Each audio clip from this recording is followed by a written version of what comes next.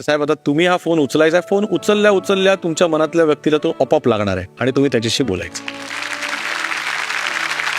मी अगदी मनातनं बोलतोय. मला काही या गोष्टी पुट ऑन नाही आहेत आणि मला त्या कृत्रिमरित्या मला ती गोष्ट करता येत नाही. पण तुम्ही हे मला ह्या गोष्टीची संधी दिली आहे म्हणून मी ती गोष्ट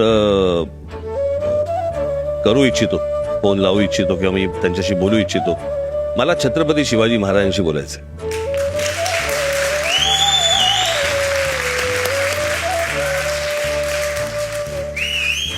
आणि माझी इच्छा आहे की त्यांनी पुन्हा महाराष्ट्रात अवतरावं, देशात अवतरावं, खास करून महाराष्ट्रात अवतरावं आणि महाराष्ट्रातल्या प्रत्येक मराठी माणसाला सांगावं की तुम्ही कशासाठी झगडलात, तुमच्या आयुष्यातली इतकी वर्ष तुम्ही कशासाठी घालवलीत, काय समजवण्यात घालवलीत, काय करण्यात घालवलीत.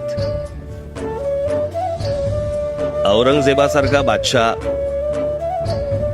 तुमचे विचार मारण्यासाठी 27 वर्ष इथे महाराष्ट्रामध्ये राहिला आणि मेला. पण आम्हाला अजून कळत नाही की तुम्ही कोण आहात, तुम्ही काय आहात, तुम्ही कशासाठी महाराष्ट्रात जागवलात. आणि अजूनही आम्हाला समजत नाही. आम्ही फक्त तुमच्या पुण्यतिथी आणि जयंत्या साजऱ्या करतोय, पण तुम्ही कोण आहात हे आम्हाला अजूनपर्यंत समजलं नाही. आणि म्हणून महाराष्ट्राची सध्याची आत्ताची परिस्थिती जी सगळी आजूबाजूला दिसतेय ती आम्ही तुम्हाला हरवलोय आणि तुम्ही आम्हाला समजत नाही आहात, तुम्ही आम्हाला कळत नाही आहात. आणि त्याच्यामुळे मला असं वाटतं महाराष्ट्राची परिस्थिती आहे. माझी विनंती आहे पुन्हा एकदा या.